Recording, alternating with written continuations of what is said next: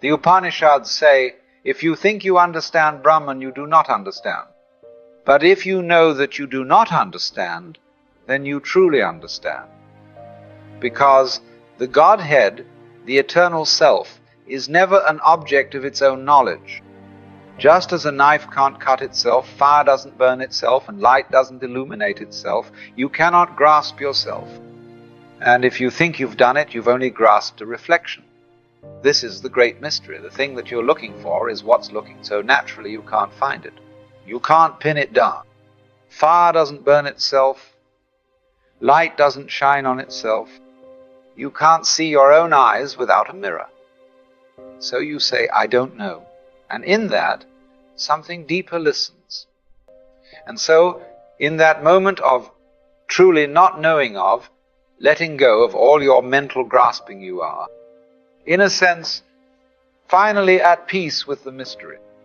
And in that, curiously enough, something deeper listens. Here's the strange thing. When you stop holding on so tightly, you begin to feel stronger. Most of us are constantly using energy to manage everything, to plan, to worry, to make sure things go exactly our way. And it's exhausting. We're trying to control life, as if we're running the whole show. But the moment you stop clinging, stop defending, stop trying to force things, you free up that energy, and it doesn't disappear. It returns to you. That's the paradox. You gain real power by letting go of control. Not by giving up, but by trusting the Tao, the way of things. It flows. It moves to the left and to the right.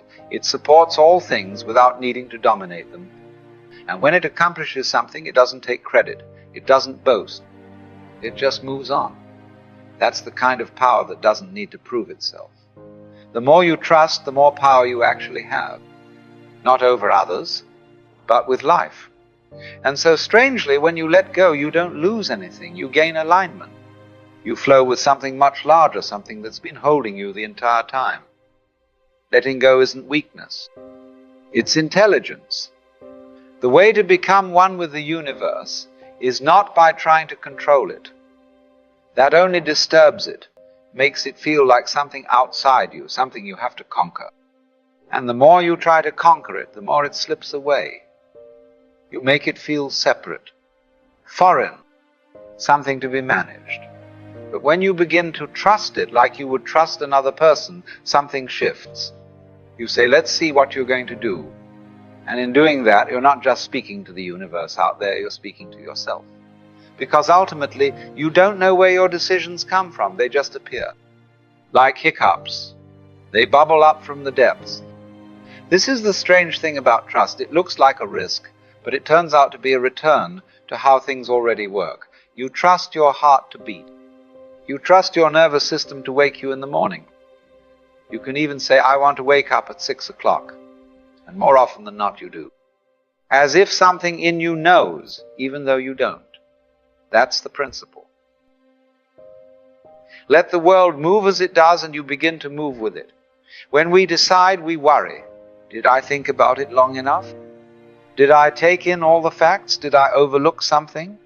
But the truth is, you never can consider all the data. In any situation, the number of variables is infinite. You think you've worked it all out, but you haven't. So what you do is go through the motions. You weigh this and that, and then when the moment comes, you make a snap judgment. It pops out, almost by itself. Sometimes you get the vague outline of things. Sometimes you make a good decision on rational grounds. But more often than not, you forget all the variables that could have gone wrong. And somehow, it works. That's the mystery. The problem isn't making decisions. The problem is thinking you can make them perfectly. Like the man sorting potatoes. Chopping wood was fine. Fixing fences was fine.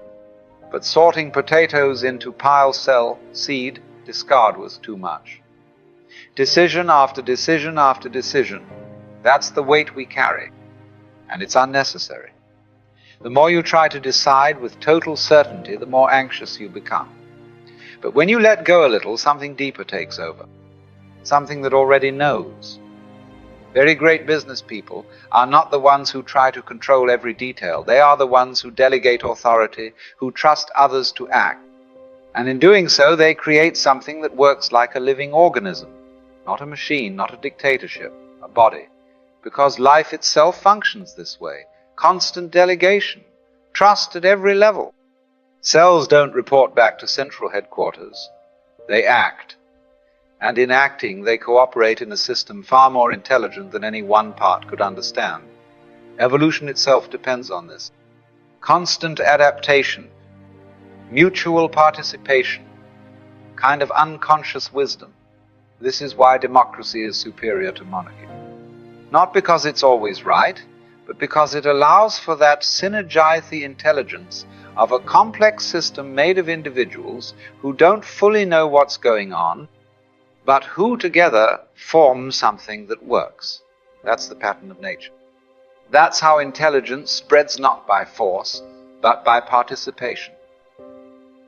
When you let go of control and trust others, you're not weakening your position. You're entering into the same dynamic that drives life forward. To trust is not to be naive. It is to be aligned with the very structure of existence. When you move with the flow, life begins to cooperate. There's a story of the Kon-Tiki expedition. A man builds a raft from balsa wood to sail from South America across the Pacific. It's an experiment, a leap of faith. He sets it in motion and soon discovers all sorts of unexpected things working in his favor. When the wood got wet, it swelled and the ropes bit into it, locking everything tightly. He hadn't planned that.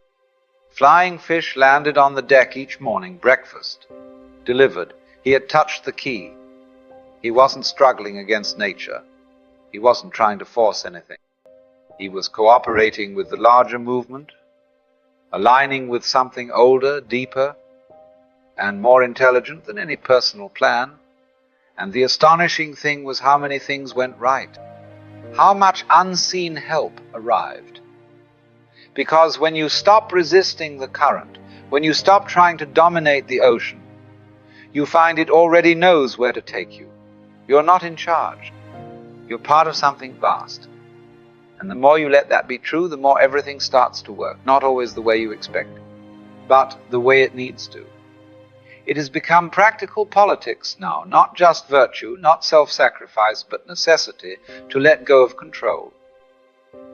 In earlier times, people spoke of utopia as a dream, but now it is urgent. Because if we don't learn how to enjoy ourselves, we will destroy ourselves. In an age of leisure, people must know how to be at ease. If not, we'll smash the whole future of the human race in boredom, anxiety, and endless bickering. It's happening already. Everyone picking a new scapegoat, each side blaming the other, and yet none of it is relevant. Because the root isn't left or right, good or bad, us or them.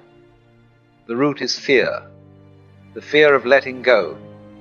The fear of trusting what we don't control. And so the paradox, you must learn to enjoy yourself. You must risk following what brings life. Not in a selfish sense, but because that's how intelligence works. That's how it always has. You don't need to fight to be good. You need to relax enough to remember what you are. If we don't learn how to enjoy life with depth and sincerity, we'll go on tearing each other up at each side, convinced it's saving the world. So we come back to the question, what do I want? And the honest answer, for most of us, is I don't know. And that not knowing, if you stay with it, is the beginning of something extraordinary. Because when you really stop to ask, not from the surface of the mind, but from the depths, the answers you once thought were true begin to fade. First, you name things. I think I'd like this or that. I want comfort, I want love, I want security. And those may satisfy you for a while. But then you look again, and you say, no, I don't think that's quite it either. And finally you arrive at silence. Why don't you know what you want? 2 reasons. 1, you already have it.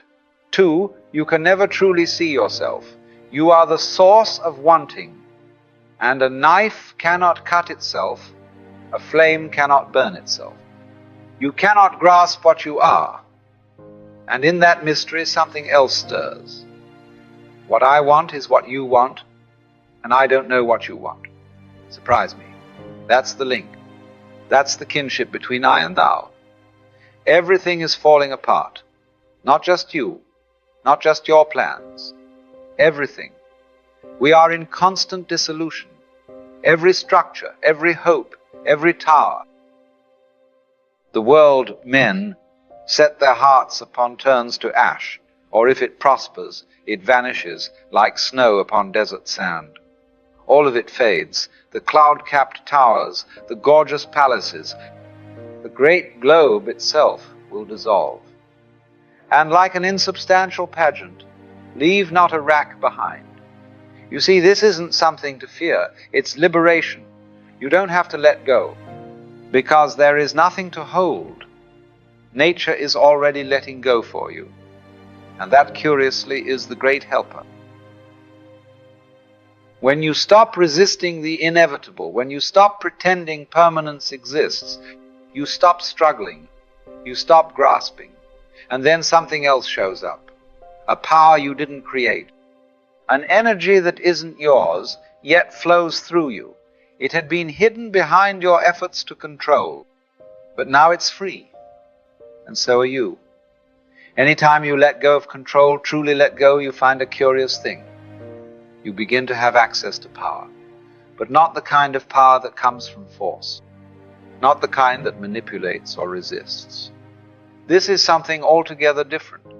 It is energy that arises when you are no longer wasting yourself on self-defense, when you are no longer holding up the illusion of control. Most people are constantly trying to manage things, trying to push the world around, to bend it to their will. And that takes effort, constant strain.